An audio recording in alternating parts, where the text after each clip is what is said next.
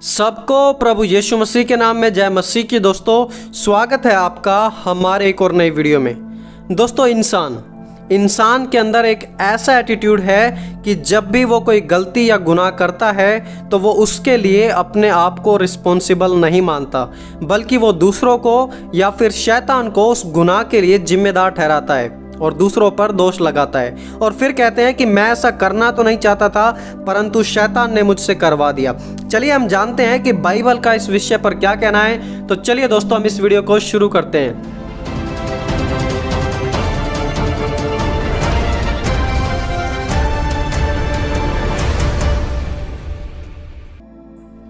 दोस्तों पवित्र बाइबल इस बात को बिल्कुल साफ करती है कि जब हम पाप करते हैं तो उसके जिम्मेदार भी हम ही हैं।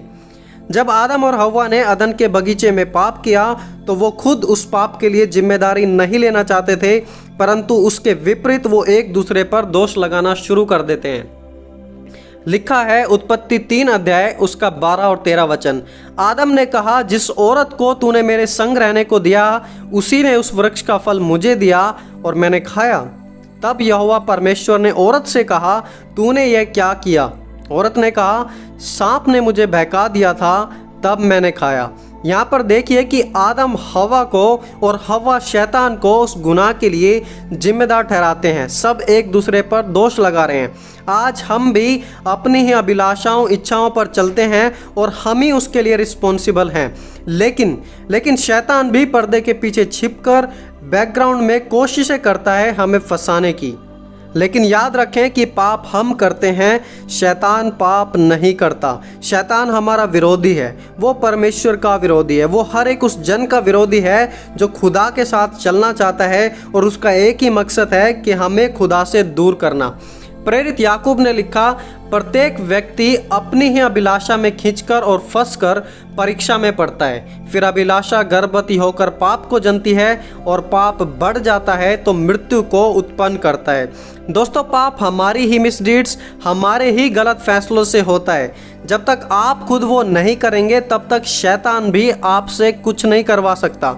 अब कुछ लोग कहते हैं कि मैं प्रार्थना करना चाहता हूँ लेकिन शैतान मुझे करने नहीं देता, वो मुझे व्यस्त कर देता है, मेरा मन नहीं लगने देता, प्रार्थना में बैठते ही माइंड बिल्कुल डिस्टर्ब हो जाता है। दोस्तों हो सकता है कि शैतान आपको रोकने की कोशिश करे, लेकिन जब तक आप प्रार्थना करना नहीं छोड़ देंगे तब तक वो आपकी प्रार्थना को नहीं रोक सकता।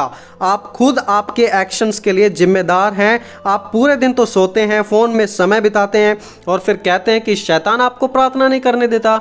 ध्यान रखिए उस बात के जिम्मेदार आप खुद हैं, शैतान पर दोष ना लगाएं। दोस्तों अब आप इस बात को ध्यान रखें कि जब शैतान हवा के पास आया तो शैतान ने उसे प्रलोभन दिया, हवा की लालसा को बढ़ाया, उस फल के खाने के ढेरों बेनिफिट्स भी उसे बताए, लेकिन शैतान ने वो फल तोड़कर हवा के मुंह में नहीं दे दिया। हवा ने देखा कि फल अच्छा है, उसे तोड़ा, खाया और फिर खुद उसने पाप किया और आदम को भी वो फल दिया। शैतान जब प्रभु यीशु मसीह के पास आता है तो प्रभु यीशु मसीह को खूब सारे प्रलोभन दिए। प्रभु से कहा कि तू पत्थर को रोटी बना दे, मेरे सामने झुक जाएगा तो मैं पूरी दुनिया तेरे अंडर में कर दूंगा। लेकिन प्रभु यीशु ने उसकी एक भी बात नहीं मानी और प्रभु यीशु मसीह वहाँ बिल्कुल गुनाह से बचे रहे। अगर वो खुद अपनी इच्छा से ऐसा करते तो वो खुद ही उसके लिए जिम्मेदार होते। दोस्तों आज ऐसा ही हमारे साथ भी है, जो आज हम कर रहे हैं उसके जिम्मेदार हम खुद हैं। मैं मानता हूं कि ज़िंदगी मुश्किल हो सकती है लेकिन आप अपनी इच्छा के मालिक हैं। दोस्तों अगर शैतान ही हमारे से सारे पाप करवाता तो परमेश्वर उस बात को अच्छे से जानते और फिर बिना कारण परमेश्वर हमें क्यों नरक में भेजेंगे। लेकिन परमेश्वर नरक में न्याय करते हैं और इसका साफ साफ मतलब है कि परमेश्वर इस बात को जानते हैं कि हम अपने गुनाह के लिए जिम्मेदार हैं। आज बहुत सारे मसीह भाई बहन इस भ्रम में जी रहे हैं कि शैतान ही उनसे गलतियां और उनसे पाप करवा रहा है और वह ऐसा बोलकर अपना सारा भार शैतान पर डाल देते हैं।